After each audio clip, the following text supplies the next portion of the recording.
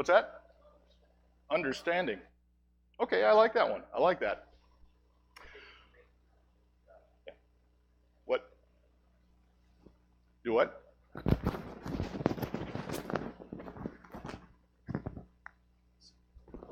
Okay. Just a second while we adapt to this technical oversight on my part. Thanks. Okay. So we're looking at a condition or a situation where Moses up on Mount Sinai, he doesn't, they don't know how long he's going to be up there. So they're just kind of twiddling their thumbs and say, okay, give us a God. Give us something we can worship. I think the impatience behind that alone kind of speaks volumes here. Verse 2 says, Aaron said, take off the gold earrings that your wives and your sons and daughters are wearing and bring them to me. So how about that? We thought our society invented men wearing earrings. We were wrong. So the people took off their earrings and brought them to Aaron. He took what they had handed him and made it into an idol cast in the shape of a calf, fashioning it with a tool. And he said, then they said, these are your gods, Israel, who brought you up out of Egypt. When Aaron saw this, he built an altar in front of the calf and announced, tomorrow will be a festival to the Lord. Well, it's not only the people now, at a minimum. We've got also who involved in this? Yeah, Aaron. Okay, now, later in the chapter, Aaron is credited at least with a partial fault for the failings of the people. Aaron's leadership, or lack thereof, depending on how you look at it, when we look at it, it says, take off the earrings. At first, it seemed like Aaron was kind of going along with it. Not entirely leadership style, but he gets caught up in the moment. Not only does he build them a calf, he cast it into the shape of a calf, fashioning it with a tool, but he also does what? It's in verse 5. Certainly, he builds an altar in front of the calf. He announces, tomorrow there will be a festival to the Lord. Well, this doesn't sit well too well with Moses. God warns him, of course. I'm sorry. Keep me messed up. God says in verse 7, then the Lord said to Moses, go down because your people whom you brought up out of Egypt have become corrupt. They have been quick to turn away from what I have commanded them and have made themselves an idol cast in the shape of a calf. They have bowed down to it and sacrificed to it and have said, these are your gods, Israel, who you brought up out of Egypt. I have seen these people, the Lord said to Moses, and they are stiff-necked people. Now leave me alone so that my anger may burn against them and that I may destroy them. Then I will make you into a great nation. There's been a long-standing understanding in the military. In order to make a good soldier, at least for the Army's aspect, you got to break down the person first. Break down as in make the person receptive. Not talking about an emotional breakdown, although one or two of those I did see in basic training. Okay, but the person, him or herself, had to be destroyed of their individuality. Not completely, but enough so they would work harmoniously as a team. They had to be receptive to that. You couldn't say, oh, I did great on the physical training test, but then your buddies are left behind because you're a unit. Do you remember the example I gave you of teamwork? It was a couple months ago, I think, maybe in June. It was a teamwork poster. It was supposed to be humorous, but it was actually quite accurate. It was one single mouse trap with about 6 mice around the perimeter of the trap, all with their heads in there, and it was trapped, and the picture said teamwork. So, and that's the thing. As a unit, unit means one, you and I. So as a unit, everybody had to work together. Even if you make a mistake, you make it together. Everybody's on the same sheet of music. And some people think, well, yeah, but that means if one person goes over the cliff, everybody goes over the cliff. Because that was the long-running joke in the Army. There was only one way that we knew of to kill a Marine. You take a bucket of sand, throw it over the edge of a cliff, and say, Marine, hit the beach. See, some people go, some people are like, so it just depends on your viewpoint. Now, some people say things like that. That's good leadership. Some people think, Watched an episode of Gomer Pyle not too long ago. He was learning how to give commands, the star, Jim Nabors. And so, long story short, he forgets a command. The Marines keep marching. They march towards him. They march him right into the side of a Quonset hut. Just poof, because they don't stop marching, like robots. You think, well, you don't need people necessarily that think in order to lead. Yeah, you do. Yes, you do. Okay. Thinking for yourself certainly isn't a crime. Thank you. That's because I have song leading today, as if you didn't know it. So, thinking for yourself is not a crime.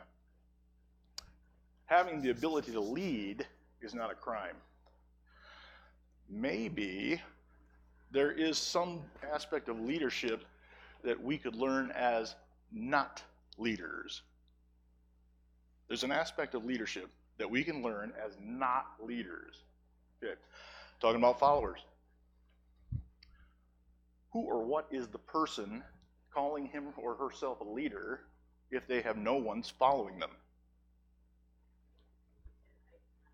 So, okay, I like that. That's a very good description. Thank you. It's not a leader. If nobody's following the leader, how can the leader justify that he or she is a leader? In this case, Adam had a lot of people following him. And when I say following him, Adam may not in Scripture have been recorded to be the leader, recorded to have made the suggestion, hey, build me a god. Go to rent a god, grab a god. I'm sorry, you're right. I did say Adam. It was a long night. I had a tough day yesterday. It was who? It was Aaron.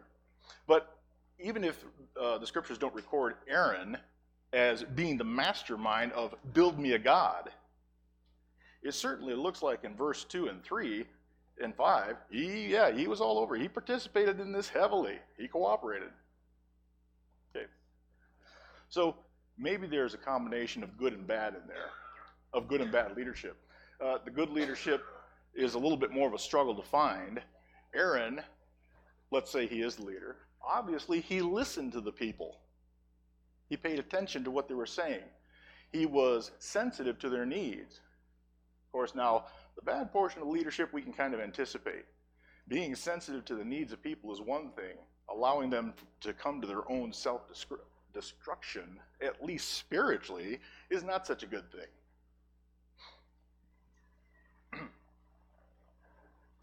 I was going online looking for a bunch of stuff. I even perused a couple of Army field manuals and stuff like that to get a reasonable shape of the word leadership and the characteristics of a leader. We used to have this great big 14 trait characteristic phrase in the Army. We've dispensed with that. I've consulted a few other resources, and leaders have actually, there's probably about a dozen or so. I recorded about 10. I'm going to start with vision, that leaders have a certain vision. What is vision from a leadership standpoint to you? I'm sorry? To see what isn't there yet. I like that. What was the other one? A goal, right. What needs to be done? Oh, that was an inspection of glasses. That wasn't a hand raise. Vision. How about the capacity to understand what is going to be required in the future? The direction of where an organization wants to go together as a unit. Let's turn to Jeremiah 29, please.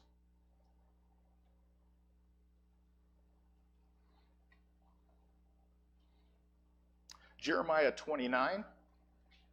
May I get a volunteer to read Jeremiah 29, 10 through 12?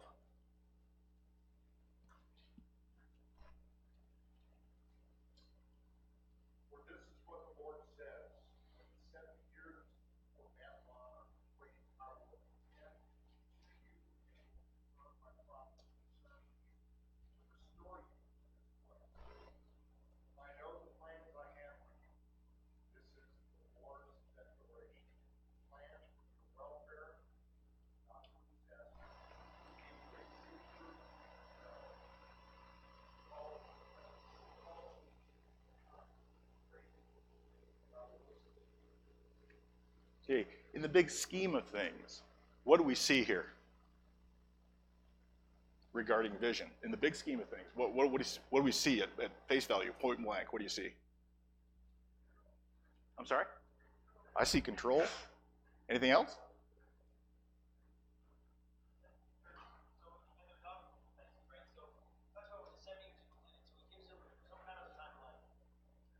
Okay.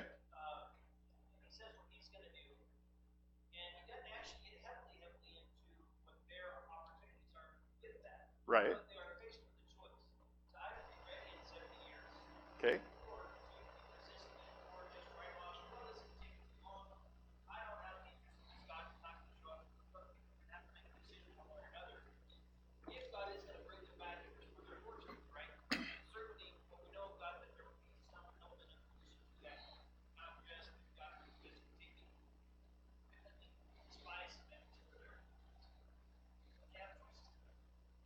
I like the word choices. Overall, we're simply talking about a plan. That's it in a nutshell. Mark, what version did you read? I'm sorry, what was it? Holloman? Okay. I'm looking in NIV. Verse 11 reads, "For I know the plans I have for you, declares the Lord, plans to prosper you and not to harm you, plans to give you hope and a future." So, as Cody was indicating, in the previous verse, we saw a timeline, 70 years. Good leaders sometimes have the characteristic of setting a deadline. That really is an excellent metric in which to gauge whether somebody has properly performed a task or not. I'm the kind of person, if you don't give me a deadline, I'm liable to invent my own. No, well, we'll talk about that later. Okay, no, yeah, that's exactly it. Procrastination. I'll just put it off and get around to it, kick it around. There is, let's say Ken's my boss. He says, "Chip, you got till next week to do this." There is a sense of urgency right there for me. And that kind of leadership value, those kinds of actions, they set pretty good with me. They do okay. Okay. Let's see. What is the process or act of stimulating someone to do what you want them to do? That's it. Look at my lesson plan. Good job. It is motivation. Good leaders know how to motivate people. Now, as with everything else, it's usually a double-edged sword. There's the good kind of motivation and the bad kind of motivation. Sometimes with our kids, it's almost a resort that you have to go to the bad kind of motivation. Either do it or I'll swat your behind, or something negative. Okay. There's also the good motivation.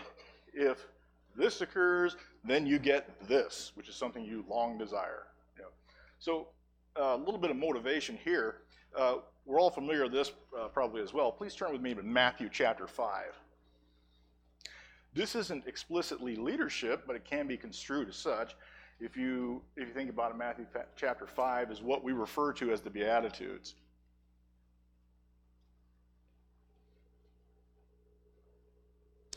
Beginning in verse 1.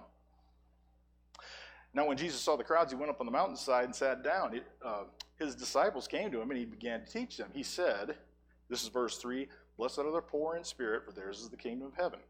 Blessed are those who mourn, for they will be comforted. Blessed are the meek, for they will inherit the earth. Blessed are those who hunger and thirst for righteousness, for they will be filled. Blessed are the merciful, for they will be shown mercy. Blessed are the pure in heart, for they will see God. Blessed are the peacemakers, for they will be called children of God. Blessed are those who are persecuted because of righteousness, for theirs is the kingdom of heaven. Blessed are you when people insult you, persecute you, and falsely say all kinds of evil against you." And the verse continues, let's see, "because of me." Verse 12, "Rejoice and be glad, because great is your reward in heaven, in the same way they persecuted the prophets who were before you. For in the same way they persecuted the prophets who were before you." And we'll see this reflected also in Luke chapter 6. You notice, beginning in verse 3, blessed, and usually it's something that's in a negative status. Poor in spirit, mourn, meek, those who hunger, merciful, pure in heart, peacemakers. Doesn't have to be. Doesn't have to be negative. but we see the result. God kind of manages in this way, if you will. There's a motivation for what we are, what we have, what we do, what we think, and then the result is something eternal and pleasant. So there's a series of motivations right there. There's a whole lot of others in the Bible, but that's the one I wanted to focus on right now. I'll just refer to Matthew chapter 6. For those taking notes, it's Matthew chapter 6, verses 5 through 6. And when you pray, do not be like the hypocrites, for they love to pray standing in the synagogues and the street corners and be seen by others. Truly, I tell you, they have received the reward in full. But when you pray, go into your room, close the door and pray to your Father who is unseen. Then your Father who sees what is done in secret will reward you. You notice something about the motivation. Okay. Hopefully everybody noticed one characteristic. There was some kind of reward. That's an important thing in motivation. In our society, I guess you could say as a whole, the world might see us as very conceited. We think a lot of ourselves. How much of this nation do you think runs on charity? Have you ever considered that? How much of the United States actually runs on charity? Go ahead. I would rather not, but I see where you're going with that, because in our system, well, I'm sorry, go ahead. A lot of this nation runs on genuine charity, and then there's mandated charity. Yep, social programs. Yeah. Social programs. So if you're counting charity generally, a whole lot, in fact, everything this nation does, there's nothing the government can do without the charity of the taxpayer. Mandated charity. Right. And I like the way Cody phrased that, the mandated charity of the taxpayer. What he's talking about in part, I don't mean to put words in your mouth. Do you realize what would happen to this entire nation if we all rose up as one voice and said, we ain't paying no taxes? Of course, now, yes, many things would just go to pot. They would just suffer. And at the same time, I'm completely convinced that the law enforcement would be ill-equipped to require everybody, force everybody to pay their taxes. Okay, that's why a lot of our system is the way that it is. It's taken out of our wages, garnished, if you will, long before we get it. That's the way the leadership of this country set it up.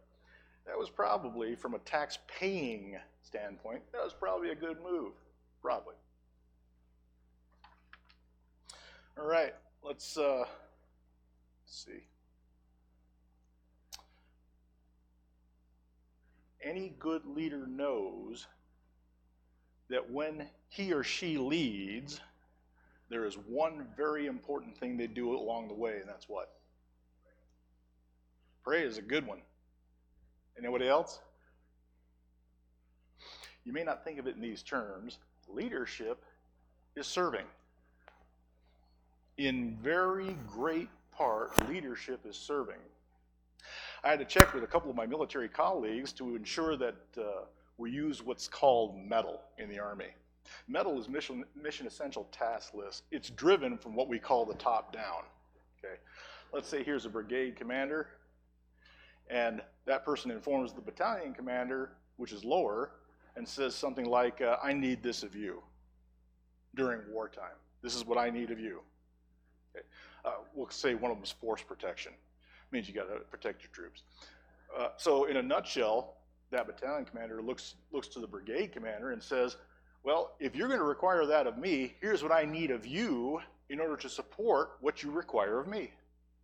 Okay, that's it in a nutshell. That's METAL. Right. So the higher commander has to serve the needs of the lower commander in order to get what that lower commander needs to give the senior commander. Go ahead.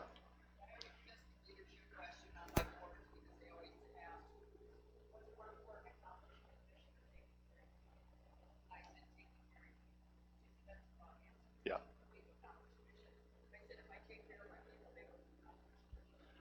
And see, that's a very strong leadership philosophy. It really is. If it's if it's pitched correctly, if the people are trained correctly, they will do what you need them to do. In a sense, we have somewhat the same hierarchy in the church. Okay, Jesus is the head of the church, and we as the church, we do certain things by command, by commandment, by instruction, by example. Okay, whatever necessary inference you want to come up with. In doing so, there are certain things that we need of our Lord in order to do those things. Kind of like metal. Okay. For instance, let's say God needs us to go out and spread His word amongst all the people. That's certainly a big thing. That's certainly a big deal. That's a major portion of our job, our charter, whatever you want to call it. In order to spread the word, we're going to need some things. And we even pray about those things to God. We'll need at least sufficient education in the Word. Not talking about being a Rhodes Scholar, just we have to have a certain amount or a level of familiarity with the Word in order to spread the Word. We have a little knowledge about it. It helps to have certain experiences to reach particular people who otherwise probably wouldn't listen. It helps. It's not an exact science.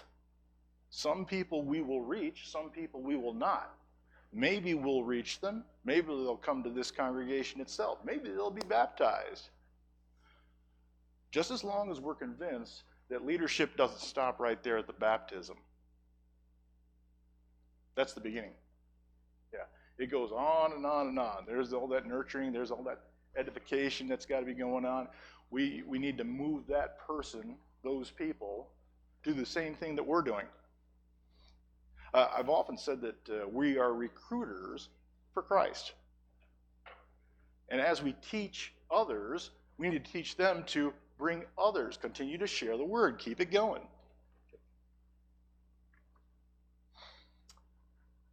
A leader knows his or her people. A good leader knows their people very well. And in some cases, you have to empathize with the people. This differs from sympathize. What's the difference between empathy and sympathy? I know it's a tough one. What's the difference between empathy and sympathy?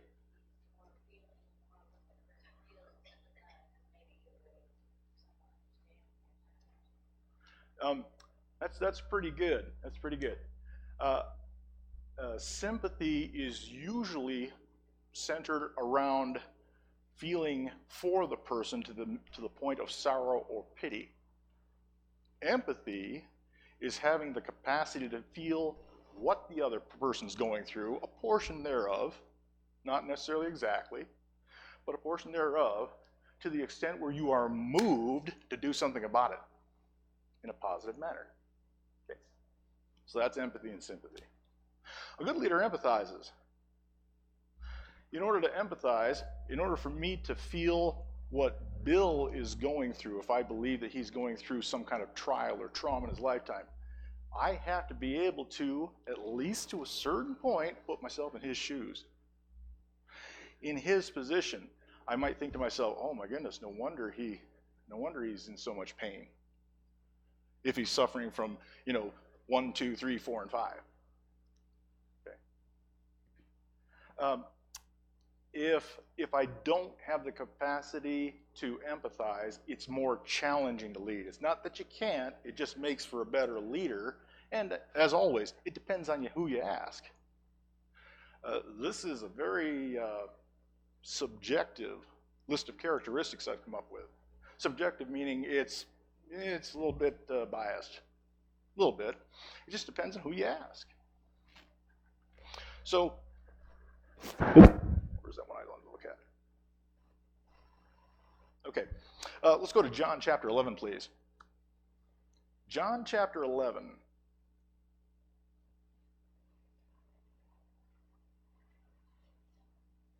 John chapter 11, this is verses 32 and so on. When Mary reached the place where Jesus was and saw him, she fell at his feet and said, Lord, if you had been there, my brother would not have died. When Jesus saw her weeping and the Jews who had come along with her also weeping, he was deeply moved in spirit and troubled. In verse 34, where have you laid him, he asked. Come and see, Lord, they replied. Jesus wept. Then the Jews said, see how he loved him? But some of them said, could not he who opened the eyes of the blind man have kept this man from dying? Jesus, once more deeply moved, came to the tomb. It was a cave with a stone laid across the entrance. Take away the stone, he said. But Lord, said Martha, the sister of the dead man, by this time there's a bad odor, for he has been there 4 days. Then Jesus said, did I not tell you that if you believe, you will see the glory of God? So they took away the stone, and Jesus looked up and said, Father, I thank you that you have heard me. I knew that you always hear me. But I said for this for the benefit of the people standing here, that they may believe that you sent me. When he had said this, Jesus called in a loud voice, Lazarus, come out. Lazarus, come out. The dead man came out, his hands and feet wrapped with strips of linen and a cloth around his face. Jesus said to them, take off the grave clothes and let him go.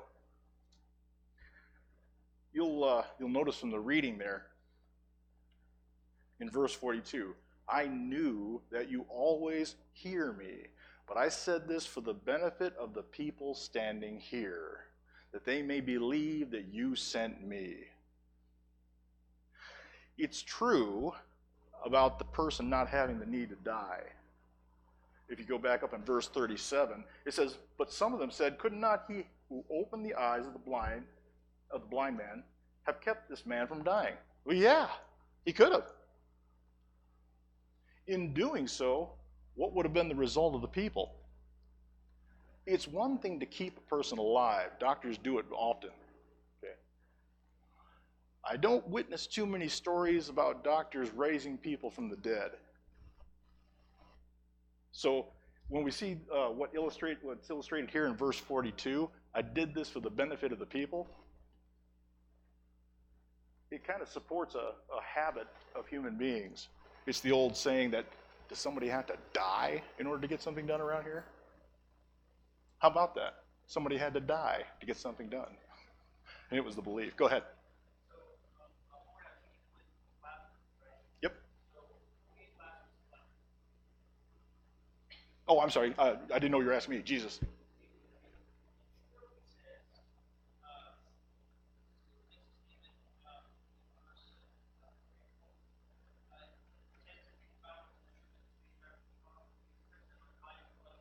Yep. It's assumed the people, his sister Martha, whomever. Okay. So it's interesting that Jesus brings life, Uh-huh. but he doing that, he uses people to help him set free from life. I'm fully convinced it wasn't. I appreciate the doctor very much that helped Joanne. The doctor didn't give Joanne life, right? God did that. He used the doctor to help her be able to actually experience it, right? And anytime there's a doctor, you're thinking somebody flatline on the table. It's not that doctor that's flatline. You really don't know how to do that. Yeah. God gives us life and uses I'm convinced in those verses that we just read, there was a requirement for Lazarus to die. As I had indicated before, it's one thing if a doctor keeps a person alive. It's a completely different thing if somebody's been brought back from the dead, especially here where it says how many days? 4. Yeah, 4 days. After 4, you ever?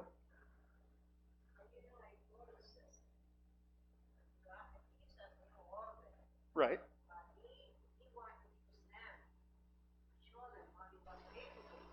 That's exactly what I was getting at. Thank you. It would have been such a man-made glory if the doctors could have kept him alive, assuming there was some physician to minister unto his needs. It'd have been easy to credit mankind, because that's the way we are. We kind of credit ourselves. A little egotistical, self-centered like that. Go ahead. Well, and to follow on this right? That even when God works, man sees it as distinct.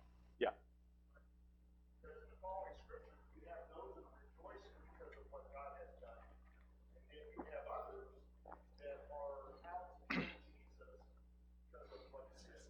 That's right. And yeah, and isn't that kind of the repertoire of mankind the whole time? Isn't that the story of our lives? We've got this great power. We want to hang on to it. We don't want to lose it. Our self-centeredness causes us to want to hang on to it. We like the taste of it. We enjoy it. We're fixed on it. But I would say to you that when Lazarus died, there wasn't anybody who could do anything aside from Christ. And that's what it took. If Lazarus, you remember in the previous verses they were saying about couldn't Jesus have kept this guy from dying? I mean, he restored the sight of blind people. He restored their sight. Why couldn't he keep the guy from dying? And I say that the man we needed him to die, not Christ. God could have just said, with a thought, boom, and Lazarus was all healed. Didn't have to go through death. We needed Lazarus to die so that we could believe, hey, wait a minute, there is no other possible explanation except the glory of God manifested through Christ. There was no other cause. There's nothing we can point a finger at. Let's see, I was trying to think of how to phrase this. Spoiler alert? No, that's not a good way to put it. Have you ever heard all the conspiracy theories around Easter when Christ's body is in the tomb for 3 days, and he not only defeats death, he ascends.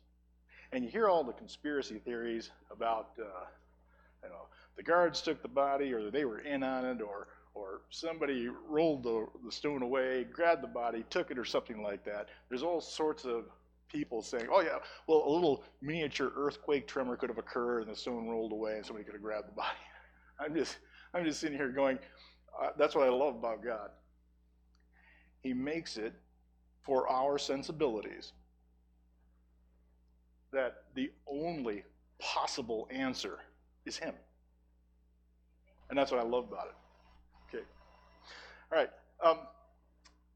As leaders, sometimes we have to, I won't say stray from the law, but I will say that sometimes in leadership roles I've assumed, I had to be a little creative. I couldn't go necessarily with the standard this, that, and the other thing. It had to do a little bit more. I know that a lot of us are familiar with Solomon. Please turn with me to 1 Kings. 1 Kings chapter 3. 1 Kings chapter 3. And this is beginning in verse 16. 1 Kings chapter 3, beginning in verse 16. Now 2 prostitutes came to the king and stood before him. Who was the king? There we go, Solomon. Okay, one of them said, pardon me, my lord. This woman and I lived in the same house, and I had a baby while she was there with me. The third day after my child was born, this woman also had a baby. We were alone. There was no one in the house but the two of us. During the night, the woman's son died because she laid on him. She put him by her breast, and She put him by her breast and put her dead son by my breast. The next morning I got up to nurse my son, and he was dead. But when I looked at him closely in the morning light, I saw that it wasn't the son I had born. The other woman said, no, the living one is my son, and the dead one is yours. So, we have a disagreement here. There's two women living in a house, a disagreement over the living son. So, they bring it before the king. Okay. In verse 23, the king said, this one says, my son is alive and your son is dead, while the other one says, no, your son is dead and mine is alive. Then the king said, bring me a sword. So they brought the sword for the king. Then he gave the order, cut the living child in two and give one half to, and give one half to, where am I reading? Cut the child in two and give half to one and half to the other. There we go. The woman whose son was already alive was deeply moved out of love for her son and said to the king, please, my lord, give her the living baby. Don't kill him. But on the other hand, but the other said, neither I nor you shall have him. Cut him in two. And the king gave this ruling: give the living baby to the first woman. Do not kill him. She is the mother. When all of Israel heard the verdict the king had given, they held the king in awe because they saw what he had was wisdom from God to administer justice. Pretty daring little ruling there, or not ruling, but action. Pretty daring action to cut the child in half. Now, the king's law was not like, for example, the president of the United States. The president says, let's cut Mark Black in two. We're kind of like, you think there's a better way there, boss? You know, hey, we'd like him to stick around. Back then, when the king said cut the child in two, what happened normally? Yeah, you're going to have divisions in the church. But you're going to have two parts of, yeah. Okay. I know. Stop that. Anyway, you got half a kid here and a half a kid here. All right. That's just the way it was. Their word was law. And it was executed immediately. The woman who pleaded for the son, what do you suppose King Solomon counted on? Yes. The genuine mother of that child, regardless of the circumstance, would want that child to live because of her love for the child. That was the genuine love he was looking for. Yes, and Solomon knew that. That took great wisdom. I guarantee you I wouldn't have thought of that. I would have been, okay, let's do the DNA test here. Let's see if this is true and stuff like that. Well, they didn't have that back then, I assume. Okay, so this was actually pretty creative. I was reminded of a brief story. It was a rural elementary school. I guess some very young girls, like in 5th grade, were experimenting with cosmetics, show how big they are and how mature they are. So they put a lot of lipstick on it. And this excess lipstick, to get the remainder off, they would kiss the mirror in the girls' room, in the ladies' room.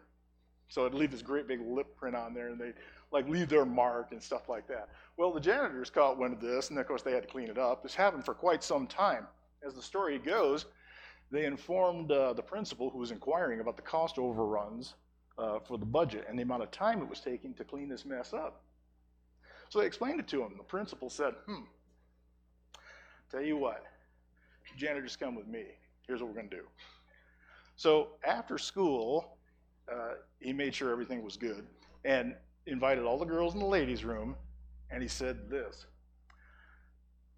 we've been finding all these lipstick prints all over these mirrors in the girls' room. The janitors have been, having to take the extra paper towels and glass cleaner and time and stuff to clean it up. But it's been getting pretty bad lately, and I want to show you guys something. Here's what has to happen every time that lipstick print is on the mirror. So he had one of the janitors go over there, take a mop, put it in the toilet, swish it around, take it out of the toilet, wring it out, right? And then take it over to the mirror and scrub that mirror clean. Anyway, he goes to the next mirror, scrubbing it clean, taking it one more time in the toilet, right? Swish, And of course the girls are like, like that. Okay. That's a teacher. I'm going to tell you right now, that's a leader. That's a teacher right there. That's creative. I'll tell you, never happened again. Never happened again. Leaders have so many more characteristics than the ones that we've just talked about this morning. We've only scratched the surface of leadership. Lots of publications, lots of books and stuff been written on this. They got all sorts of examples and movies, and you got a plethora of media to choose from on the topic of leadership. Suffice to say that each of us, in his or her own specific way, is a leader in one way, shape, or form or another. And there's times, especially in emergency situations, where all of us become leaders. And always remember, please take this with you, even good leaders require good followers. Any manager worth his or her salt will tell you that I didn't do it myself. I didn't, These are the workers right here. They were the muscle, they were the backbone, they were the decision making, and they were the ones that solved problems as we came across them. The leader is the one that just keeps everything together, keeps it organized, keeps the effort flowing. So I hope that one day every one of us in here can appreciate the leadership not only within themselves, but within everybody else. Let's get ready for worship. Thank you.